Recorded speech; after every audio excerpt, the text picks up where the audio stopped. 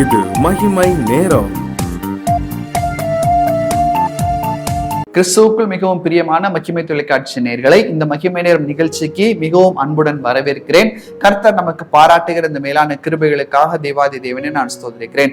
ஆம் பிரியமானவர்களே, இந்த வாரத்திலும் கூட ஆண்டவருடைய உயிர்த்தெழுதலை சுற்றி உள்ளதான சம்பவங்களை குறித்து ஒவ்வொரு நாளும் நாம் தியானித்துக் கொண்டு வருகிறோம். அந்த பிரகாரம் இன்றைக்கு கடைசியாக நாம் தியானிக்க இருக்கிறதான ஒரு சம்பவம், யோவான் எழுதின சுவிசேஷம் 20வது அதிகாரம் 24வது வசனம் முதல். இயேசு வந்திருந்த போது 12 ஒருவனாகிய திதுமு எனப்பட்ட தோமா என்பவன் அவர்களுடனே கூட இருக்கவில்லை. மற்ற சீஷர்கள் கர்த்தரை கண்டோம் என்று அவனுடைய சொன்னார்கள். அதற்கு அவன், அவருடைய கைகளில் ஆணிகளினால் உண்டான காயத்தை நான் கண்டு அந்த காயத்தில் என் விரலை விட்டு என் கையை அவருடைய விலாவிலே போட்டால் ஒழிய விசுவாசிக்க மாட்டேன் என்றான். மறுபடியும் 8 நாளைக்கு பின்பு அவருடைய சீஷர்கள் வீட்டிற்குள் இருந்தார்கள். தோமாவும் அவர்களுடனே கூட இருந்தான். கதவுகள் பூட்டப்பட்டிருந்தது. அப்பொழுது இயேசு வந்து நடுவே நின்று, உங்களுக்கு சமாதானம் என்றார். பின்பு அவர் தோமாவை நோக்கி, நீ உன் விரலை இங்கே நீட்டி என் கைகளை பார், உன் கையை நீட்டி என் விலாவிலே போடு, அவிசுவாசியாய் இராமல் விசுவாசியாய் இரு என்றான். தோமா அதற்கு பிரதியுத்தரமாக, என் ஆண்டவரே, என் தேவனே என்றான். அதற்கு இயேசு, தோமாவே, நீ என்னை கண்டதினாலேயே விசுவாசித்தாய், காணாதிருந்தும் விசுவாசிக்கிறவர்கள் பாக்கியவான்கள் என்றார். பிரியமானவர்களே, இயேசுவும் தோமாவும் விசேஷமாக தோமாவுடைய வாழ்க்கையிலே கர்த்தர் இடைப்பட்டு கொண்டிருக்கிறார். ஆண்டவர் அநேகருக்கு தரிசனமாகிறார்.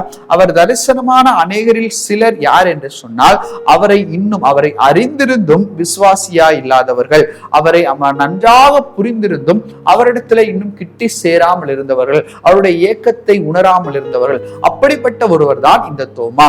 ஆண்டவர் 12 சீஷர்களுக்கு தரிசனமாகும் போது இந்த தோமா தன்னுடைய அந்த சீஷர்கள் மத்தியிலே இல்லாமல் இருந்தார். அப்போது மற்ற சீஷர்களுக்கு அறிவிக்கும் போது தோமா என்ன சொல்கிறார், நான் அந்த காணிகள் பாய்ந்த கைகளிலே கரங்களிலே என்னுடைய கைகளை விட்டால் ஒழிய நான் நம்பவே மாட்டேன் என்று சொல்லி உறுதியாய் ஒரு அவிசுவாச அறிக்கையை செய்கிறதை நாம் பார்க்க முடிகிறது. யார் இந்த தோமா? ஆண்டவரோடு கூட இருந்தவர், ஆண்டவரோடு கூட சஞ்சரித்தவர். கிறிஸ்துவுக்குள் பிரியமானவர்களே, இன்றைக்கு நாமும் கூட ஆண்டவரோடு கூட நடக்கிறோம். ஒவ்வொரு நாளும் ஆண்டவருடைய வார்த்தைகளை நம்ம கேட்கிறோம், பேசுகிறோம், எல்லாம் செய்கிறோம். ஆனால் அப்பப்போ நம்முடைய வாழ்க்கையில அவிசுவாசமான காரியங்கள் நடக்கும். இது ஒருவேளை நடக்காமல் இருந்தா என்ன, அவருடைய சித்தமில்லாத காரியத்தை நம்ம அநேகமாய் விசுவாசித்துக் கொண்டிருப்போம்.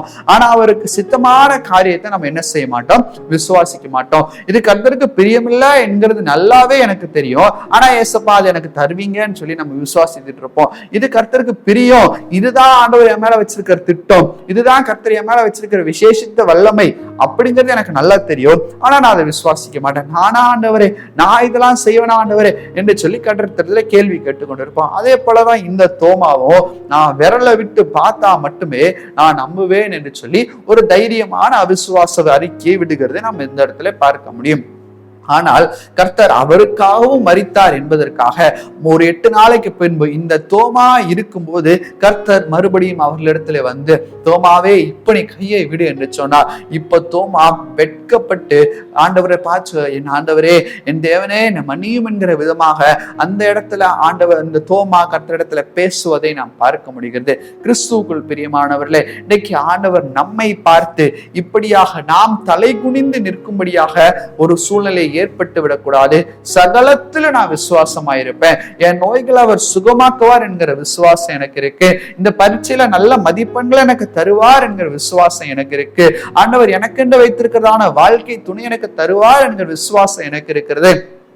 பிசினஸ் அவர் செழிக்க செய்வார் என்கிறதான விசுவாசம் எனக்கு இருக்கிறது.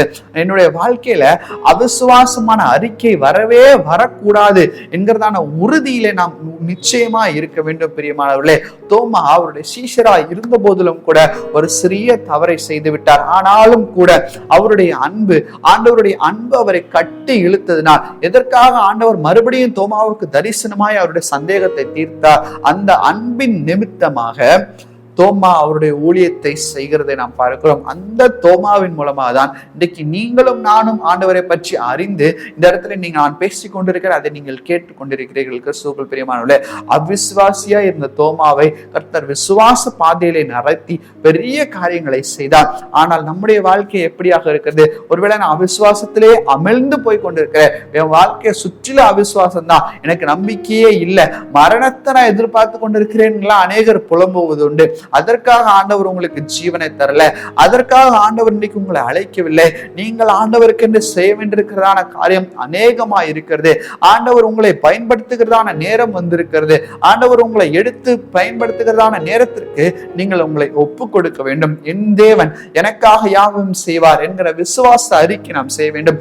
என் தேவன் என்னை ஜெயமெடுக்கிறவராய் மாற்றுவார் என்கிறதான ஒரு வல்லமை, ஒரு விசுவாச அறிக்கை நமக்குள்ளாக இருக்கும் போது பரலோகத்தின் தேவன் இறங்கி அந்த விசுவாச அறிக்கையை அங்கீகரிக்கிறவராய் கூட காணப்படுகிறார். கிறிஸ்துவுக்குள் பிரியமானவர்கள், எனவேதான் கர்த்தர் சொல்கிறார், நீ என்னை கண்டதனால விசுவாசித்தாய், ஆனால் காணாதிருந்தும் விசுவாசிக்கிறவர்கள் அவர்கள் பாக்கியவான்கள். இன்னைக்கு ஆண்டவரை ஒருவேளை நம்ம கண்ணால காணவில்லை, ஆனால் அவர் எனக்காக மரித்திருக்கிறார், அவருடைய அன்பை நான் உணர்ந்திருக்கிறேன். அவருடைய விசுவாச அறிக்கையின் ஒரு முதன்மையான பலன் என்ன என்று சொன்னால் அவருடைய அன்பை உணர்ந்து செயல்படுவது. நான் உனக்கு உண்மையான விசுவாசியா இருக்கிறேன் என்று சொல்வது மாத்திரமல்ல, செயலில் அதை கொண்டு வரணும். உண்மையான விசுவாசி என்ன செய்கிறான்? உண்மையான வேலையால் என்ன செய்கிறான்?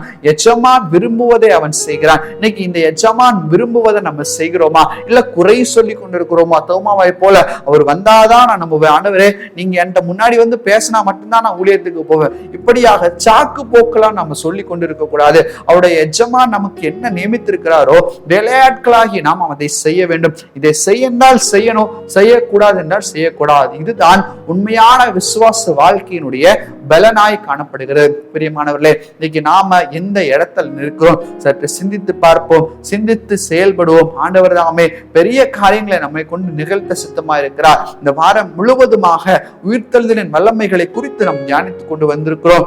ஒவ்வொரு நாளும் ஒவ்வொரு வல்லமை நிச்சயமாக உங்களுக்குள்ளாக கடந்து வந்திருக்கும், எல்லாம் அவிழ்ந்து போயிருக்கும். கர்த்தராகிய இயேசுதாமே பெரிய அற்புதங்களை நமக்கு செய்வாராக. கண்களை மூடி செபிப்போம்.